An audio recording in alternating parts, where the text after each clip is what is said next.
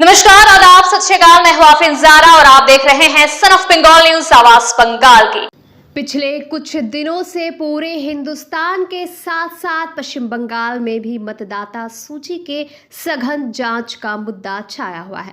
आज इसे लेकर रानीगंज के षष्ठी गोड़िया पब्लिक लाइब्रेरी में टीएमसी की तरफ से एक ब्लॉक मीटिंग का आयोजन किया गया। यहां पर रानीगंज टाउन टीएमसी अध्यक्ष रुपेश यादव के नेतृत्व में आयोजित बैठक में टीएमसी के राज्य संपादक V Sivadasan Dasu, Raniganj borough chairman Mujammil Shahzada, MMIC Devendra Bhagat, Sandeep Bhalotia के अलावा इस इलाके के तमाम टीएमसी कार्यकर्ता उपस्थित थे। यहां पर मतदाता सूची की जो सघन जांच की जा रही है उसको लेकर दासु ने अपनी बात टीएमसी कार्यकर्ताओं के सामने रखी। इस बारे में रुपेश यादव ने कहा कि आज मतदाता सूची की जो सघन जांच की बात की जा रही है उसे लेकर टीएमसी के ब्लॉक स्तर की एक बैठक हुई। यहां पर वे शिवदासन दासु विशेष रूप से उपस्थित थे। रुपेश यादव ने साफ कहा कि किसी भी हालत में दिल्ली, बिहार या महाराष्ट्र की तरह भाजपा के इशारे पर मुख्य चुनाव आयोग द्वारा असली मतदाताओं के नाम मतदाता सूची से हटाकर फर्जी मतदाताओं के नाम जोड़ने नहीं दिया जाएगा। साथ ही आइए जानेंगे विस्तार के साथ इस विषय में कि रुपेश यादव ने और क्या कहा। आज हम लोगों का मीटिंग आज के मीटिंग छिलो। मीटिंगे ভোটার লিস্টের যিনি দায়িত্ব পেয়েছেন জেলার দাসুদা এসেছিলেন। উনি আমাদের পুরনো লিডার, বার্সিং লিডার, রাজ্যের সম্পাদকও আছেন। উনি ওনার উপস্থিতিতে আমাদের রানীগঞ্জ শহর তৃণমূল কংগ্রেসের একটা বৈঠক হলো। সেই বৈঠকে আমরা একটাই আমাদের গোল, সেই গোলটা একটাই টার্গেট আছে কি সে কোনোভাবে যে ষড়যন্ত্রটা ভারতীয় জনতা পার্টি রিভিশনের নাম করে করছে, ভোটার লিস্ট রিভিশন নাম করে, মানে এটা বলছে স্পেশাল ইনসেন্টিভ রিভিশন করছে। তো এই যে স্পেশাল সার নাম দিয়েছে, এই যে রিভিশনের নাম করে ওনাদের টার্গেট আছে প্রত্যেকটা, মানে আমরা দেখেছি মহারাষ্ট্রে, আমরা দেখেছি দিল্লিতে ভুয়ো ভোটার ঢুকিয়ে যেভাবে ওনারা ভোটের বৈতরণী পার করেছেন সেইটা বাংলাতেও করতে চাইছেন। কিন্তু আমাদের নেতা অভিষেক ব্যানার্জি তৎপর আছেন, সজাগ আছেন, সচেতন আছেন। আমরা তৃণমূল কংগ্রেস ঝান্ডা নিয়ে আমরাও বুথে বুথে সৈনিকরা সজাগ আছি। একটাও জেনুইন ভোটারের নাম বাদ দিতে দিব না, আর একটাও ভুয়ো ভোটার ঢোকাতে দিব না। এটা আমাদের শপথ আছে। বাংলায় একটাও জেনুইন ভোটারকে বাদ দিতে দিব না, একটাও ভুয়ো ভোটারকে ঢোকাতে দিব না ভোটার লিস্টে। তার সাথে সাথে বলি, আজকে আমাদের যে মিটিংয়ে ঠিক হলো, ওনারা যে বলছে ওনাদের যে টার্গেট বিশেষ করে ওনারা ঘুষপাইটিয়া নাম করে ভোটার লিস্টে, বাংলাতে ভোটার লিস্ট থেকে নাম বাদ দিতে চাইছে। তো যে ঘুষপাইটিয়ার কথা বলছে, অর্থাৎ বাংলাদেশ থেকে আসা লোকগুলো এখানে ভোটার হয়ে গেছে, এরকম কথা ওনাদের বক্তব্য। কিন্তু বাস্তবে বাংলাদেশের লোকেরা ঢুকে যদি এখানে ভোটার হয়ে যায়, তার দায় কিন্তু কার? তো তার দায় কিন্তু সেন্ট্রালের আছে সব সময়। কারণ বাংলাদেশ থেকে যদি কেউ ঢুকছে, সে বর্ডার পেরিয়ে ঢুকছে, অর্থাৎ বিএসএফ ওইখানে আপনি রেখেছেন, সেই বিএসএফটা কেন্দ্রীয় গৃহমন্ত্রী অমিত শাহ আন্ডারে। তারপরে যদি কেউ ভোটার লিস্টেও নাম চাপাচ্ছে, সেই ভোটার লিস্টটাও ইলেকশন কমিশন, ইসি যে আছে ইলেকশন কমিশন, সেটাও কেন্দ্রীয় সরকারের আধীনে।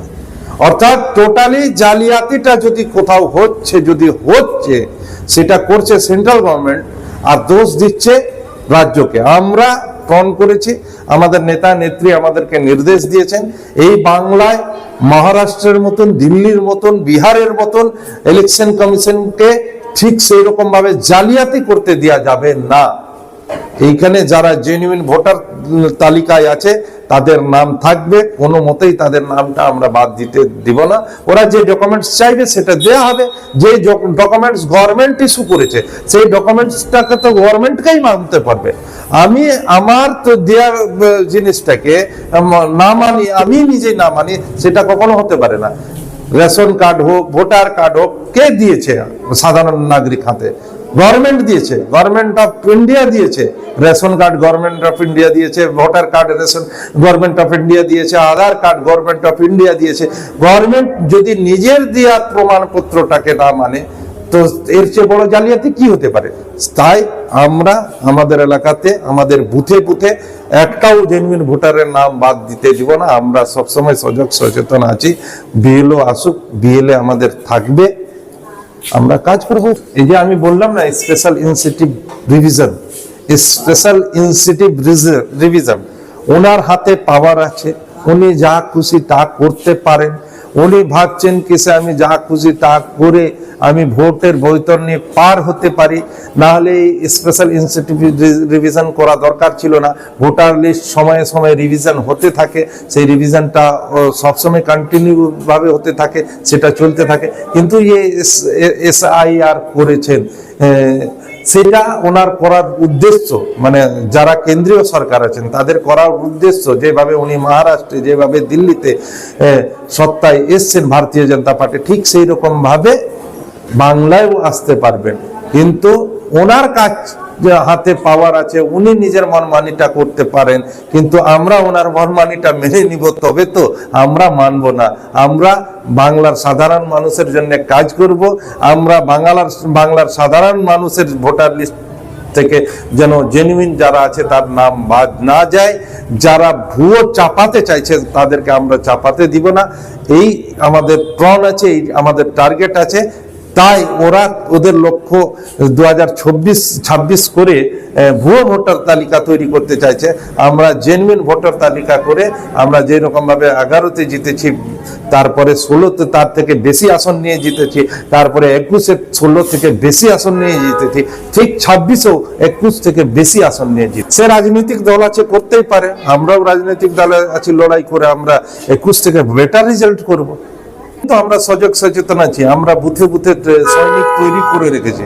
আমরা বুথে বুথে, আমার বুথে 1000 লোক আছে, তার আমরা ভালো করে জানি আমার বুথে 1000 লোক যারা আছে তার নাম আছে না নাই, বাদ পড়েছে, আমরা সবসময় দেখতে থাকবো। আমরা বাদ পড়তেই দিব না, বাদ হবে কি করে। सन ऑफ बंगाल के माध्यम से हर खबर आप तक सबसे पहले पहुंचाई जाती है। सन ऑफ बंगाल जहां यूट्यूब, फेसबुक और वेबसाइट हर जगह पे है। हमारे यूट्यूब पे आप देखिए सन ऑफ बंगाल की खबरें। इसके अलावा सब्सक्राइब कीजिए, फेसबुक पे जाइए, फेसबुक पेज को फॉलो कीजिए। इसके अलावा हमारे वेबसाइट पर भी जाकर आप देख सकते हैं हर तरह की खबरें सबसे पहले। जी हाँ, हमारा वेबसाइट है www.sonofbengal.in। धन्यवाद।